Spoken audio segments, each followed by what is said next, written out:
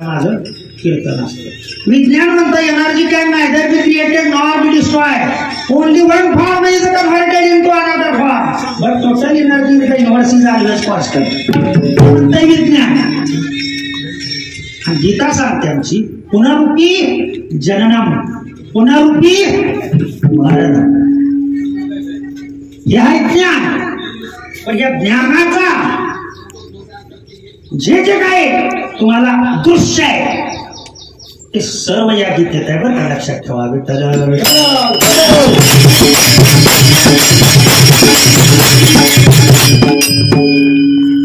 मनुष्याला दृश्य फलाची आवश्यकता आहे. मनुष्य दृश्य फलप्राप्ती कुठं मिळते याच्या मागं लागलाय, लक्षात ठेवा. परंतु अदृश्य फलप्राप्ती आहे त्याला म्हणतो त्याला काय फायदा आहे, त्याला काय वर्ष श्राद्धाचा फायदा काय. आणि एखाद्या महाराजांनी फक्त एवढं सांगू द्या ते पहा, तुम्ही ठिबक मधून जर एक बॅरल दूध सोडलं कुठल्या बी वनस्पतीला, तुम्ही फक्त ठिबक मधून एक बॅरल दूध सोडा बघा माल कसा लागतो. तुम्हाला सांगतो स्वतःच्या घरात दूध नसेल तर दूध डेअरीवर जाऊन ते दूध आणतील आणि ठिबक मधून दूध सोडतील. पण त्याला जर म्हणलं ना बघा दारात तुळशी आहे तिला काहीतरी पाणी घालायचं नाही घालणार ते म्हणतात त्यानं काय होतं. मनुष्य जो दुःख भोगतोय लक्षात आलं का, हे नाही केलं ना काय होतं ते मी सांगतो. जर हे केलं नाही तर होतं काय. घराचा वंश पुन्हा पहिलं सगळे चांगले असून चांगलं चालत असून सुद्धा त्यातलं एखादं चकारचं भांडणं करतं घराची फाटाफूट होते.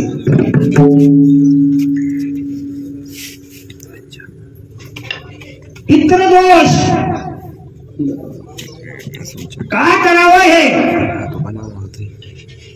वंश वाढत नाही किंवा वाढलेला वंश ऍक्सिडेंट मध्ये जातो. अपघाती मरण होतं. हे मी नाही सांगत, गरुड पुराण सांगतो. आणि गरुड पुराणावर विश्वास कोणाचा नाही, गाढवाचा नाही. कारण हे 18 पुराण 6 शास्त्र आणि वेद किती 4. त्याची निर्मिती मनुष्यासाठी केली. कारण भगवंताला वाटलं मनुष्य पण तरी साधी नारायण नाही तरी ही ना शिवणे. अहो जे हे कार्यक्रम करत नाहीत त्याच्या पुढच्या जन्मात बघा उभाय ना आडवं केलं जातं, हाताचं रूपांतर 2 पायात केलं जातं लगे योनी बदलली जाते. तुम्ही म्हणत असाल की सर एकदा मेलं म्हणजे संपलं की हो पुढचं आहे का. बऱ्याच जणांना हेच वाटत नाही बरं का. जर मी विचारलं अगदी जाणकार व्यक्तीला जर विचारलं काय बुवा तुमचं काय मत आहे, तुम्ही 2000 वर्षापूर्वी होता का नव्हता, 2000 वर्षापूर्वी तुम्ही होता का नव्हता.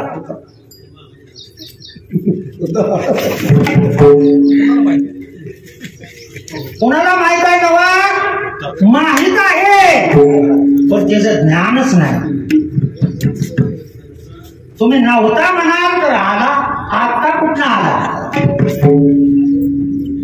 दाखवायच्या गोष्टी आहे. Only one form is converted into another form. मनुष्याचे फक्त 2 हात आहेत ना, 2 पाय आहेत, आणखी 2 पाय वाढवले जातात. उभा वेगळे सारखा इलेक्शनला वाढवा. सत्य आहे ते मी सांगतो. आणि तुम्हाला आणखीन पुढे जाऊन सांगू का, आता इथं जी जनावर आहे ती ना आजूबाजूला बांधलेली काय नाही म्हणलं तरी ते ऐकते हो. नीट लक्ष द्या. नाही म्हणलं तरी ते ऐकते कीर्तन. तुम्हीच फक्त ऐकताय असं समजू नका. इथं सर्व जेवढे जीव आहेत ते सगळे जीव कीर्तन ऐकते. मग त्या गायीने कीर्तन ऐकलं, वर सगळे ती मृत झाली की तिथं चित्रगुप्ताजवळ फाईलच काढली जायचं. ध्यानात आलं? हा, एकदा कीर्तन ऐकलंय, पुढच्या 2 पायाचं रूपांतर 2 हातामध्ये करा. चला मनुष्य जन्मामध्ये सत्य काय आहे, सत्य काय आहे ते मी सांगतो. अरे पंखा आता आला, काय मत आहे तुमचं? 2000 वर्षापूर्वी पंखा होता का नव्हता? सगळेजण म्हणणार 2000 वर्ष, 100 वर्ष झाली पंख्याचा शोध लागून, आणि तुम्ही म्हणता 2000 वर्षापूर्वी. अहो 2000 वर्षापूर्वी सुद्धा पंखा होता, फक्त त्याचं स्वरूप वेगळं होतं. ध्यानात आलं का? आत्मा मरत नाही. I always say every organism is a mortal, but every soul is a immortal.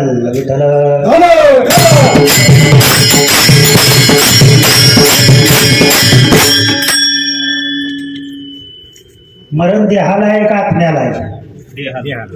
देहाला. हा तुम्ही जो पाहताय ना देह, हा स्थूल देह आहे.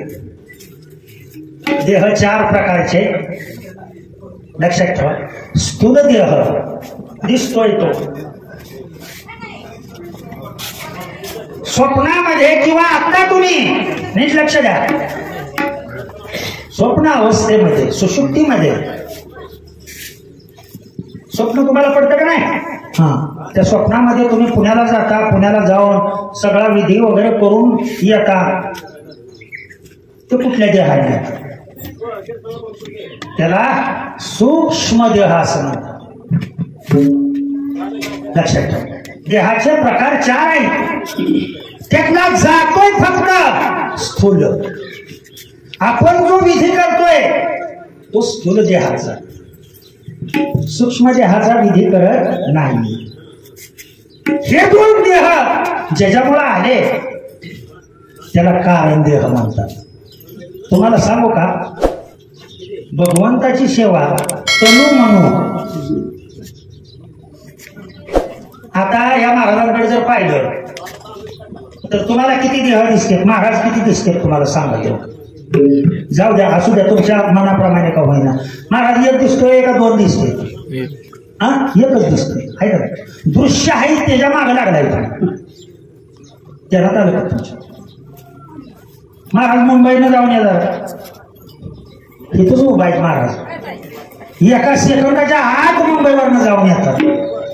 तनु हा 1 झाला, मनू हा 2रा झाला, आणि या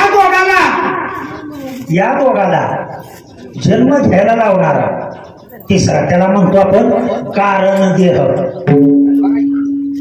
3रा कोणता? कारण. आणि ह्या सर्वांचं मूळ जे आहे ते महाकारण